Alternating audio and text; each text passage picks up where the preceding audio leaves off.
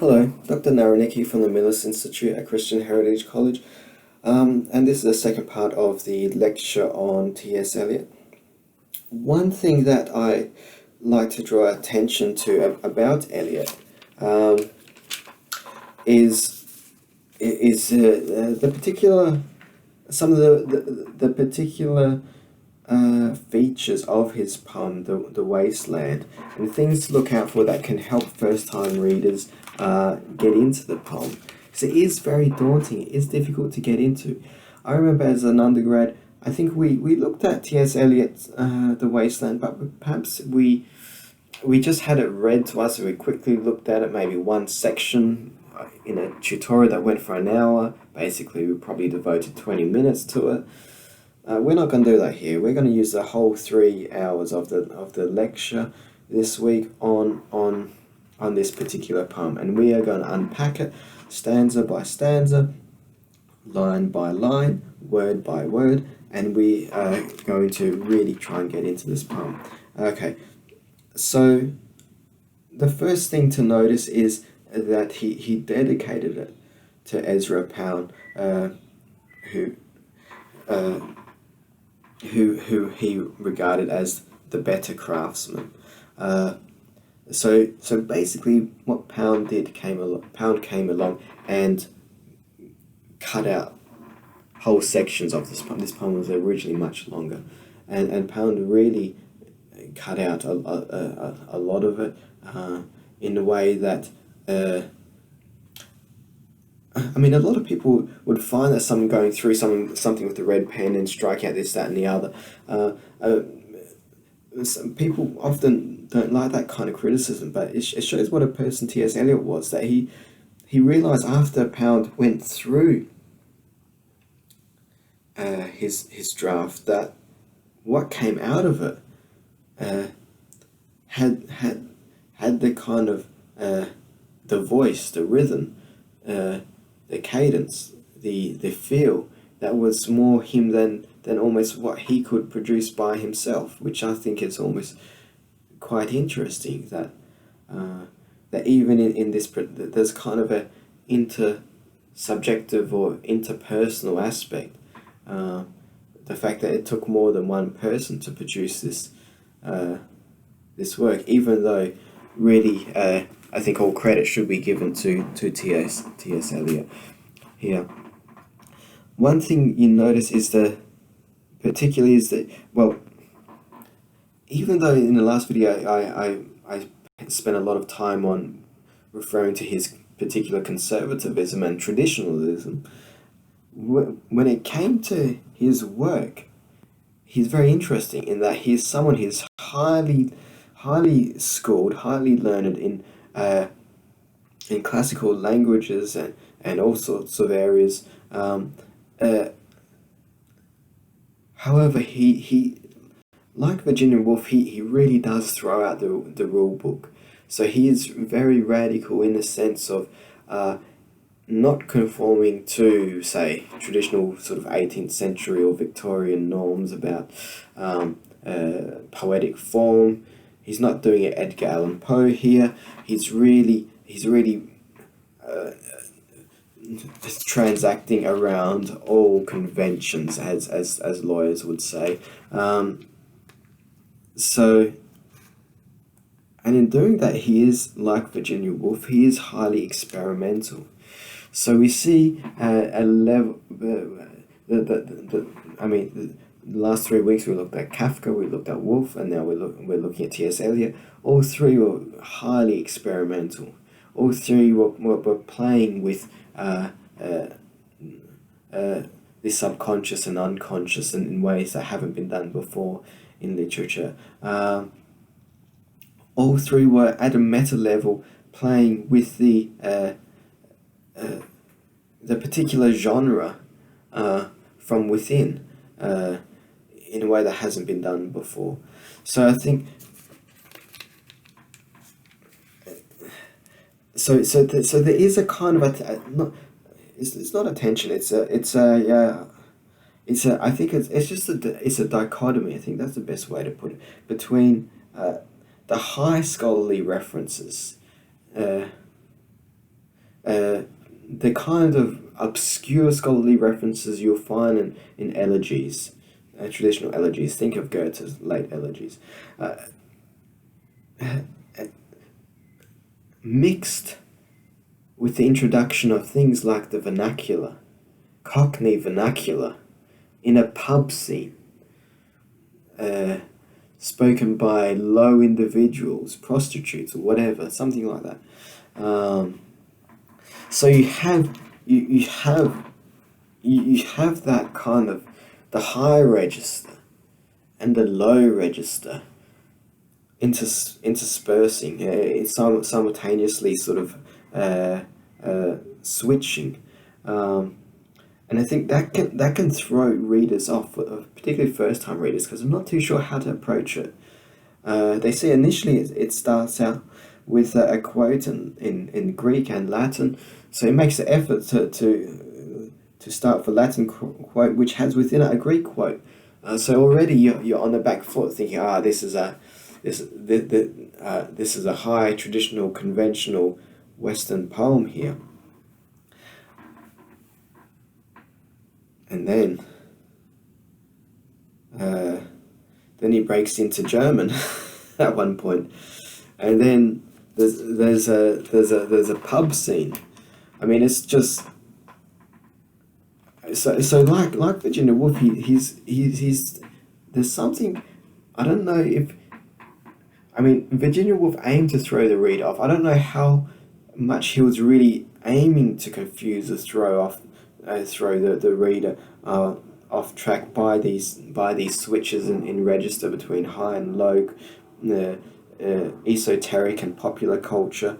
And interesting that he's bringing the popular culture into high esoteric form. This is an elegy, really. It's really a high. The form, the structure is really a high formalized poetic structure, but he's bringing low, popular, crass pub scenes into it. So I think that's interesting. We see the beginning of popular culture being brought into high culture in a very sort of meaningful, non-tokenistic way. So. And it is off-putting. It can be off-putting. Not off-putting, but it's just confusing. How do I read this? What tone? Do I have to use a Cockney accent here?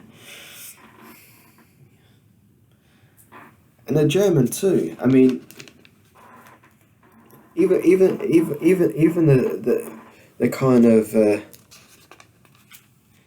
introduction of German in a couple of passages, it switches between a kind of a more formal German, and then a very popular vernacular. So it's not kind of, it's not even using the foreign language in a way that you would kind of you would expect. I mean, it's kind of, sounds like a sentence like, I'll try and do my best low German here. Bin gar kein Russin, stamm aus Lichtern, echt Deutsch. Something like, it's not.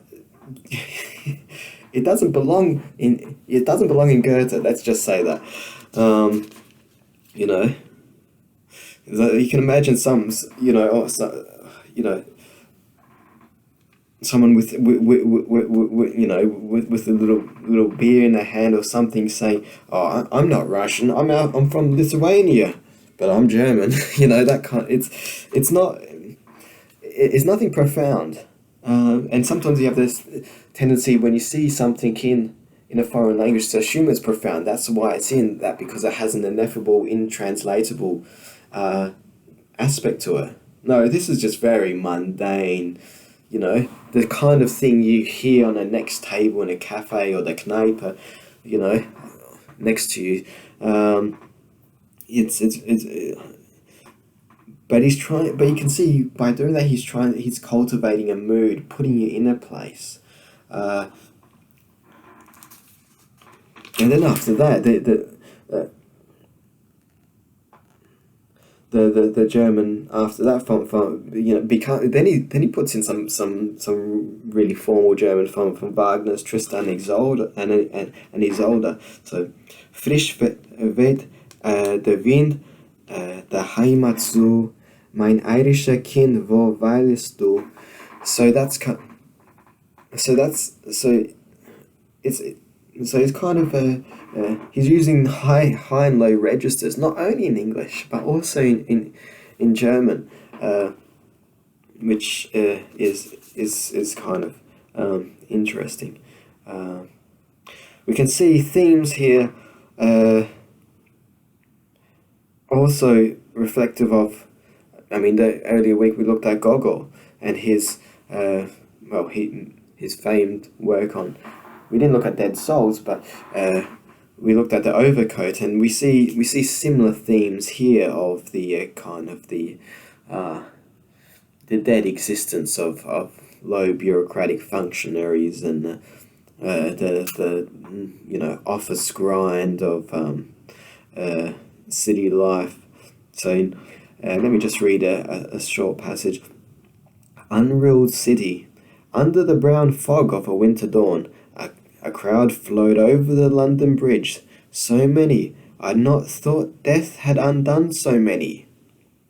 Sighs, short and infrequent, were exhaled, and each man fixed his eyes before his feet, followed up the hill and down King William Street, to where St. Mary Woolnoth kept the hour, with the dead sound on a final stroke of 9. There I saw one I knew, and stopped him, crying, Stetson! Stetson! You who were with me in the ships at my lee. That corpse you planted lasted year in your garden. Has it begun to sprout? Will it bloom this year? Or has the sudden frost disturbed its bed? I keep the dog far hence, that's friends to mend. Or with his nail he'll dig it up again. You hypocrite, lecture. Okay, so now I'll leave it there. So basically, the idea that in this section is a crowd flowed over London Bridge, so many I had not thought death had undone so many. So the idea of kind of the living dead, the procession. You know, when you get off the train in the morning, you see this procession of people out exiting the train, going to the office, and he sees that flow of people as kind of as kind of a procession of people that are already kind of dead in a way, dead souls in a way, which. And I think his note on Dante's Inferno here is also quite interesting. About in the note from Inferno, behind that banner trailed so long a file of people, I should never have believed that death could have unmade so many souls. Not only is Dante amazed at the number of people who have died, but he is also describing a crowd of people who were neither good nor bad, non-entities, denied even the entrance to hell. So we see this play on image between the sort of this death light, the procession of the dead in Dante, and the scene of more people going to work and on public transports, walking in the street in the morning, streets filled, packed with men dressed in black suits, going to their offices to do whatever they have to do.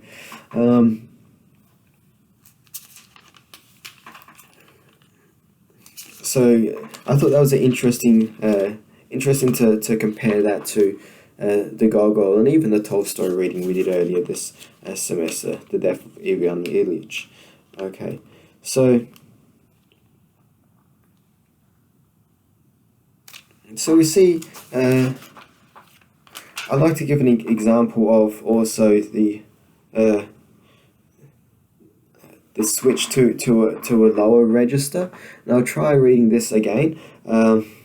As best as I can in a kind of a low colloquial English accent, just to get a sense of how sections like this could be read.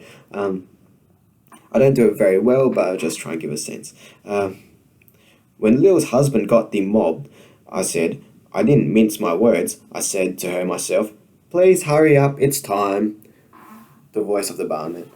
"Now Albert's coming back. Make yourself a bit smart. He'll want to know what you've done with your money he gave you. To get yourself some teeth, he did. I was there." Kind of that. I won't subject you to any more of that, but kind of that kind of low sort of pub atmosphere, sing-songy sort of banter interspersed by the barman saying, "Hurry up, please, it's time." So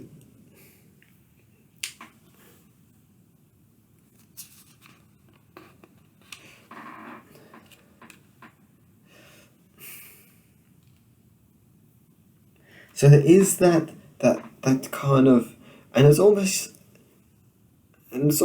passages like that function almost in a way to somehow release a bit of tension, or bring you back to the world of his particular world and his particular time and place. So it kind of he drags the reader back to the reality of his particular time and place, and then he does something very high. So then usually after something like that, there's follows such as part 3, the fire sermon, where there is something of the William Blake about this section here. It does get very high, very mystical, and then kind of so we see this movement, high mystical,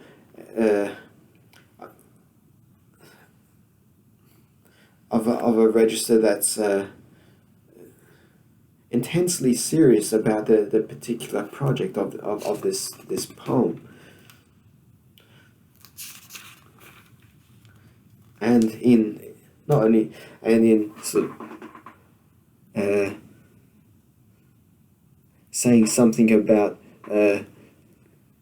existence and all the ineffable sort of high concerns that serious philosophical poetry of the greatest representatives of each linguistic tradition aims to get at. But then he intersperses that with the low and the crass. And then he finishes that with a high religious note, a high religious register. It needs to be taken seriously. One of, perhaps, in this architectural work, perhaps one of the, I think, one of the more important final sections, or particularly in the last stanza, but really the last 5 or so,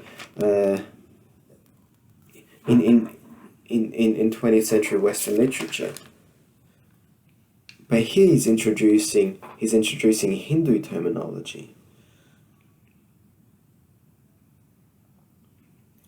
He's introducing concepts from the Upanishad,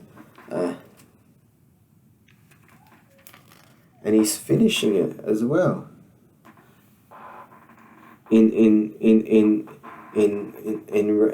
reference to the Vedas.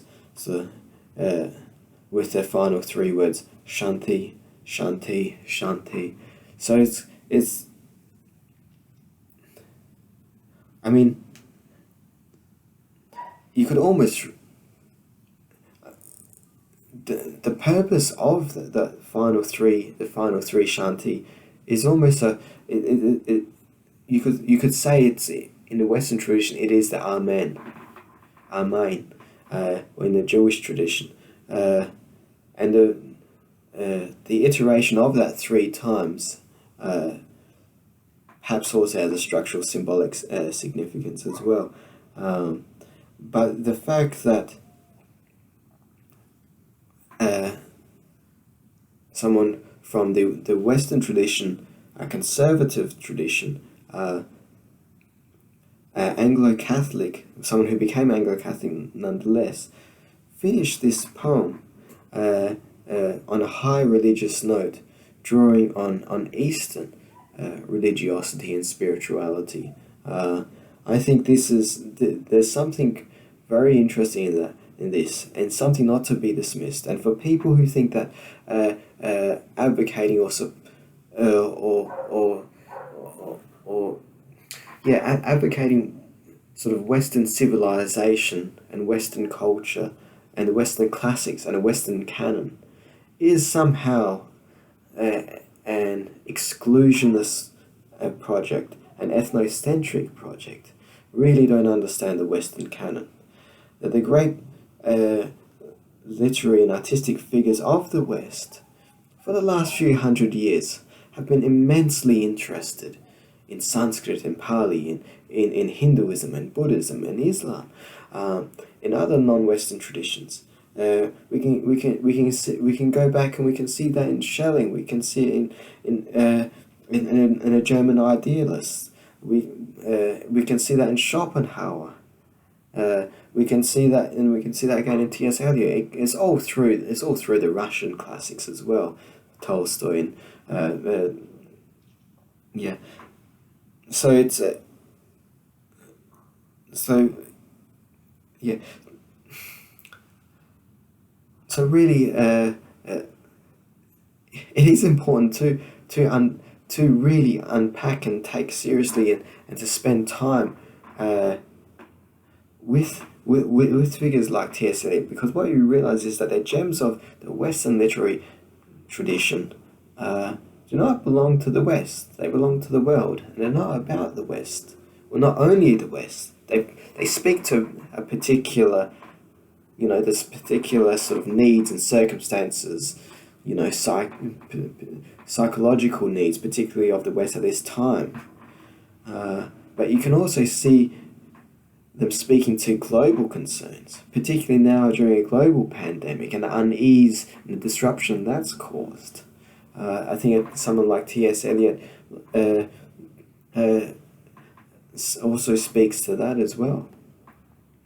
So these are not people who were looking to shut off the West to the rest of the world, and to just draw upon, say, just the great works of Roman poetry, maybe a little Greek in there as well, but even Greek is a bit suspect because it's how European are the ancient Greeks, really. That's a whole nother issue. So this is someone who really wanted to see the whole symphony at work, at play, and was incorporating as many elements as he could digest into this work. So the great works of Western literature and Western culture are great works of humanity.